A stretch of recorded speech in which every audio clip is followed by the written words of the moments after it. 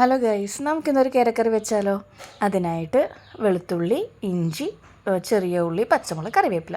ഇത് മുളക് പൊടി, മല്ലിപ്പൊടി, മഞ്ഞൾപ്പൊടി, കാശ്മീരി ചില്ലിയും മറ്റേ എരിവുള്ള പിരിയ മുളക് പൊടി എടുത്തിട്ട് 2 മുളകും എടുത്തിട്ടുണ്ട്. എരിവുള്ളതും എരിവില്ലാത്തതും. എന്നിട്ട് അതിൽ കുറച്ച് വെള്ളം ചേർത്തതിന് ശേഷം നല്ലോണം ഒന്ന് മിക്സ് ചെയ്ത് വെക്കുക. ഇത് നമ്മുടെ തക്കാളി ക്രഷ് ചെയ്തതാണ് കേട്ടോ. അതിന് ശേഷം നമ്മുടെ ചട്ടി വെക്കുക, കടുകും ഉലുവയും പൊട്ടിക്കുക. കടുകും ഉലുവയും പൊട്ടി വരുമ്പോൾ നമ്മൾ അവിടെ അരിഞ്ഞ് വെച്ച്, കാരണം ഉലുവ മസ്റ്റാണ് കേട്ടോ. ഉലുവ ഇട്ടാലേ മീൻകറിക്കൊരു മണവും ഒരു പ്രത്യേക ടേസ്റ്റൊക്കെ വരണമെങ്കിൽ ഉലുവ പൊട്ടിക്കണം കേട്ടോ. എന്നാലേ ഒരു പ്രത്യേക ഫ്ലേവറാണ് ഉലുവയ്ക്ക്. അതിനുശേഷം നമ്മൾ റെഡിയാക്കി വെച്ചിരിക്കുന്ന മുളക് പൊടി, ഇഞ്ചി, വെളുത്തുള്ളി, പച്ചമുളക് കാര്യങ്ങളെല്ലാം കൂടി ഇട്ട് ചൂടായ എണ്ണയിലിട്ട് ഒഴിക്കുക. ഇത് നമ്മുടെ കുടംപുളിയിൽ കുറച്ച് ചൂടുവെള്ളം ഒഴിച്ച് വെക്കുന്ന കേട്ടോ. കുടംപുളിയുടെ പുളി വേഗം ഇറങ്ങാൻ വേണ്ടിയിട്ടാട്ടോ അങ്ങനെ ചെയ്യുന്നത്. അതിനുശേഷം നമ്മൾ ഈ എണ്ണയിലിട്ട് നല്ലോണം വഴറ്റിയെടുക്കുക.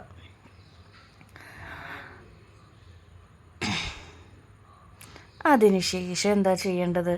നമ്മൾ റെഡിയാക്കി വെച്ചിരിക്കുന്ന നമ്മുടെ മുളക് പൊടി, മഞ്ഞൾപ്പൊടി, മല്ലിപ്പൊടിയുടെ മിക്സ് നല്ലോണം എണ്ണയിലിട്ട് എണ്ണ തെളിയുന്നിടം വരെ വഴറ്റിയെടുക്കണം. അതായത് നമ്മൾ ഇത് ഡയറക്റ്റ് ഇട്ട് കഴിഞ്ഞാൽ പെട്ടെന്ന് അങ്ങ് കരിഞ്ഞു പോകും. പിന്നെ വേഗം ടേസ്റ്റ് ആയിരിക്കും. ആ വെള്ളം മിക്സ് ചെയ്ത് ചെയ്യുമ്പോൾ കറിക്കൊരു കൊഴുപ്പും കിട്ടും, പെട്ടെന്ന് കരിയേയില്ല, പ്രത്യേക ടേസ്റ്റ് ആയിരിക്കും കേട്ടോ. ആ എണ്ണ തെളിയുന്നിടം വരെ നമ്മൾ വഴറ്റിക്കൊണ്ടിരിക്കണം കേട്ടോ.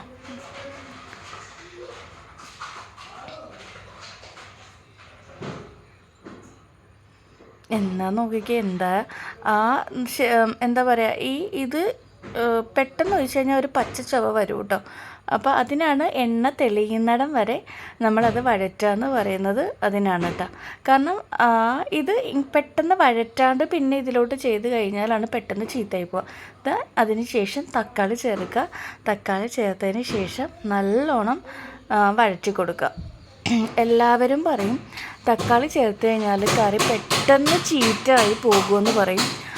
പക്ഷേ ഇല്ല കേട്ടോ. തക്കാളി ചേർത്തതിന് ശേഷം നല്ലോണം വഴറ്റി കഴിഞ്ഞാൽ കറി പെട്ടെന്ന് ചീത്തയാവില്ല കേട്ടോ.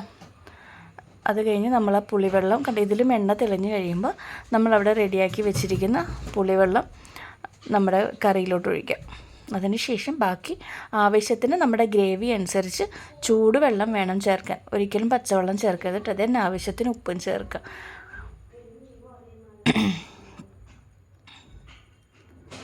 ഉപ്പൊക്കെ അവരവരുടെ ആവശ്യത്തിന് ചേർക്കുക. അതിന് ശേഷം തിള വന്നു കഴിയുമ്പോൾ നമ്മുടെ മീനിനെ അതിൻ്റെ ഉള്ളിലോട്ട് ഇട്ടതിന് ശേഷം ഒരു 5 മിനിറ്റ് മീഡിയം ഫ്ലെയിമിൽ ഇട്ടിട്ട് ഒന്ന് ഇതായി കഴിഞ്ഞാൽ നല്ല അടിപൊളി കേരമീൻ കറി റെഡി ആയിട്ടുണ്ട്. അടിപൊളിയായിരിക്കും.